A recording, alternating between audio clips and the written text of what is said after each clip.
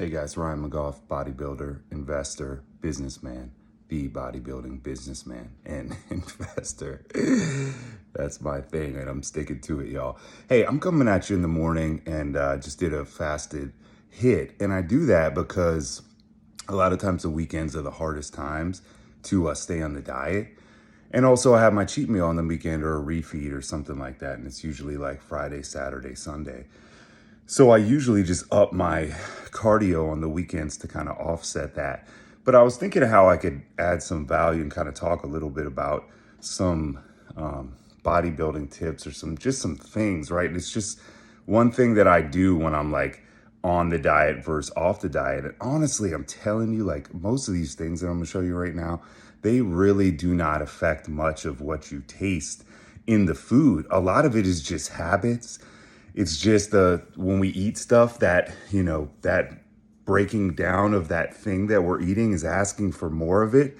And a lot of times it's these highly processed, ultra refined sugars and highly processed foods. And they're going to tell you more, we want more of that, more of that. So they're made to do that to you. They're really addictive in that sense. But so I set my whole weekend up like I'm going to cheat. There's going to be different bacteria. It's going to be in there. But when I'm switching to a diet or on a diet, I just want to show you a few of my favorite things. Now, this egg, obviously, right? We just throw a bunch of eggs in there, cheese and all that. And we don't even really think about what it is. But one thing that we do in bodybuilding is we never will eat more than 2 eggs, right? This is like a 5 grams of fat, 4 grams of fat, 5 grams of protein. It's almost like a half and half, right?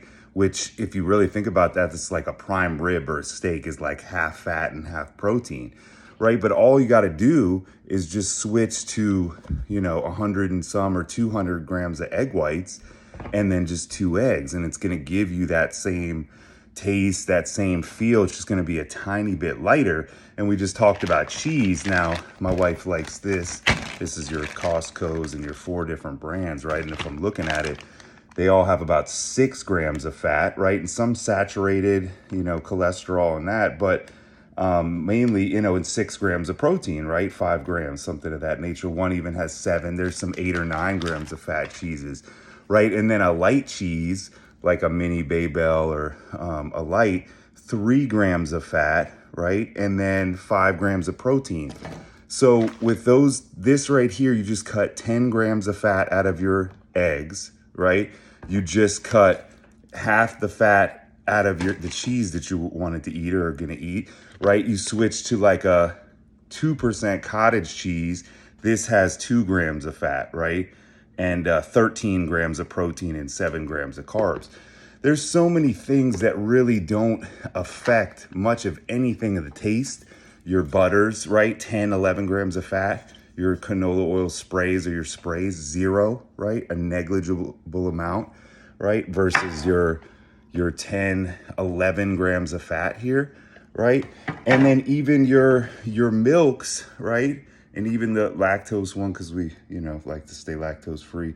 But even this 5 grams of fat, and this is even 2%, 13 grams of carbs, 8 grams of protein. Now, it does have more protein, right? But who's really trying to, if you're losing weight, like keep that protein? Oh, I need that protein from milk, right? And I don't know if you need that protein from milk. You can get it from other sources. So my point is 3 grams of fat for 1 cup, right? That was what, 13 grams of carbs? You just could cut 10 grams of carbs out, 1 gram of carb, right? And 0, and I dropped it, at 1 gram of protein. And then these other things, right? You need your pancakes, you need your other things, these Kodiak cakes, right? For 4 pancakes, 2 grams of fat, 37 grams of carbs, and 15 grams of protein in that. So that's a really high protein amount, but it's going to give you that normal amount of like 30 to 40 grams of carbs, right? So then you can't throw that syrup on it because you already got enough carbs. So then if you have like a light syrup even, and I'll hit this sometimes if I'm like, oh, I need some sweets or something, right? 6 grams of carbs, right? So the point, you can make some easy choices, right? And one thing I love too, gotta have my breads, right? This 647 bread, right, is a high fiber bread.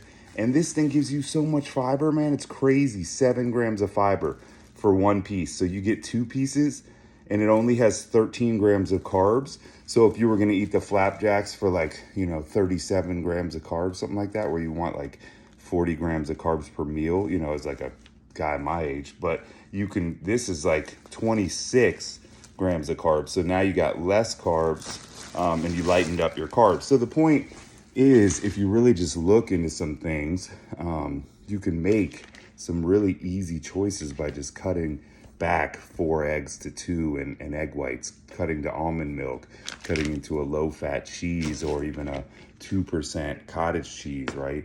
Switch to sugar-free syrup. So these are the easy choices that I'll make when I start to really try to lean out, is just really easily. And a lot of what I do eat is chicken, rice, and a green.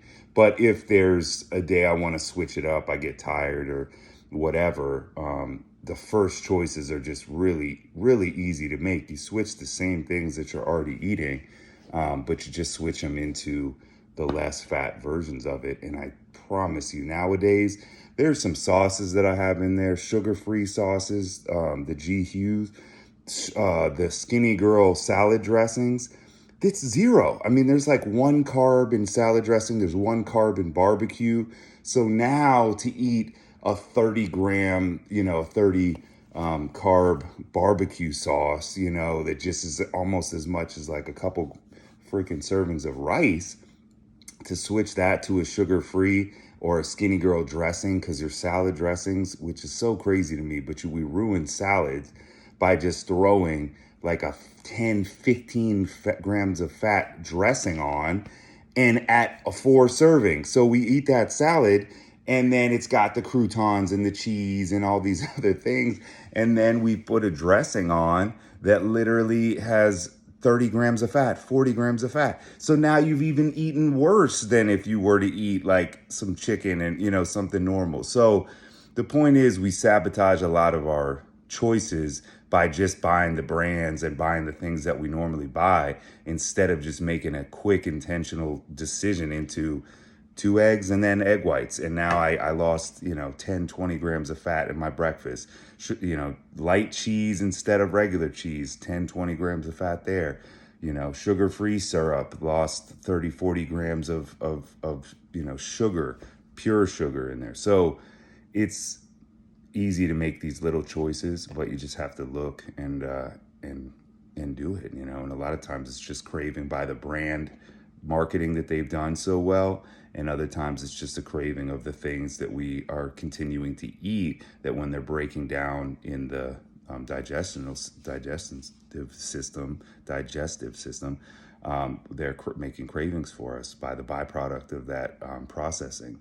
So that's what's going on. So just as long as you know what's going on and you can make easier choices, it might help you lose those few pounds or cut back on certain things, or start to be aware of what you're eating and putting into your body. So I hope that helps somebody. But thanks, guys. Have a great day.